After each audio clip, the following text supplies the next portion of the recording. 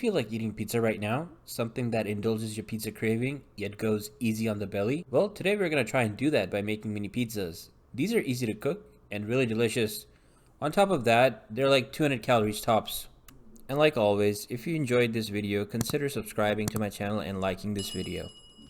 We're gonna make our yeast mixture. We're gonna take about 1.5 cups of warm water. You can microwave it for 30 seconds, should be warm enough. We're gonna add about 1 teaspoon of sugar. And then we're gonna add about 7 grams of dry active yeast. We're gonna mix everything up and then set it aside for about 10 minutes. By that time, the yeast should have been activated.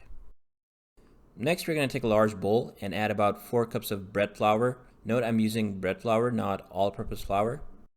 I've noticed when you use bread flour, your dough rises a lot more and you get a softer dough. But if you don't have bread flour, you could always use all-purpose flour. You would get similar results. After adding our flour, we're going to add about 2 teaspoons of kosher salt. At this point, we're going to mix our solids and liquids together. So I'm attaching my stand mixer. At this point, your yeast should look something like this, bubbly and frothy. I'm going to go ahead and add that in and start the mixing process. If you don't have a mixer, you could also use your hands. You get the same result. Just knead the dough until it's kind of like soft. I usually like to recommend kneading the dough for about 10 to 15 minutes by hand. If you have a mixer like I do, maybe 5 to 8 minutes tops. The more you knead, the fluffier the dough gets, the more it will rise. While we're waiting on our dough to get mixed, it's a good time to subscribe to my channel and like this video if you already haven't. Once you're done kneading the dough, you're going to apply 2 tablespoons of olive oil and cover that up and set it aside for at least 1 hour and let it rise. So after an hour, your dough should look something like this. We're going to unwrap this and punch it to get all the air out. Next, we're going to lightly dust our working surface with some flour and then take out the dough. And we're going to knead it one more time while making sure we get all the air out. Next, we're going to start dividing our dough. We're going to make about 12 dough balls, each weighing about 80 grams. If you don't have a weighing scale, you can just eyeball it. Just make sure they're divided evenly. It's also important to make sure we make round dough balls. To make them round, use both hands and apply gentle pressure. Once you feel the dough is sticky enough, it should start forming itself into a ball. Here's another close-up on how I made the dough ball. Once you're done shaping your dough, we're going to let our dough proof for at least 30 minutes. For best result, let it rest for about an hour. Find a warm place to put your dough. I usually put it inside an oven with the light turned on.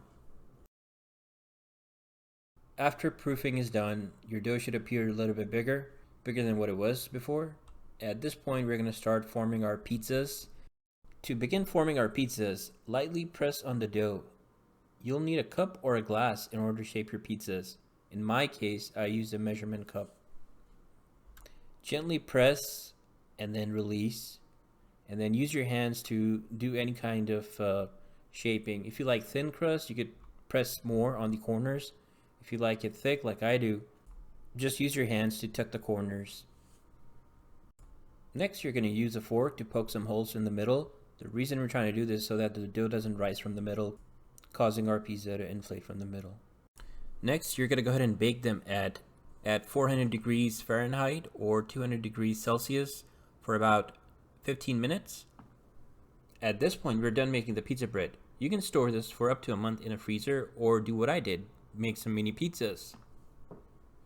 Assembling the pizza is no rocket science. Choose the toppings that you love. I went with the mix, including some plain cheese, chicken, and spinach with onion. To start off, I applied some cream cheese first, then I applied pizza sauce. Started laying down my toppings. First 2 were chicken, second 2 were spinach and onion, and the last 2 were basically plain cheese. Next, you're going to add some mozzarella cheese. Be generous with it. And also, the pièce de résistance is adding oregano on top of everything. It really takes your pizza to the next level. I don't know how you say it, oregano or oregano. Let me know in the comments below. Next, you're going to put your broiler in the high setting and put it in the oven for about 1 to 2 minutes or until your cheese turns golden brown. And that's how you make mini pizzas. I hope you try it out and enjoy this recipe. It is very popular with kids. And finally, let me know what you think of this video. What do you think of this recipe? Leave any comments or feedback down below. And without any further ado, here's a B-roll of everything.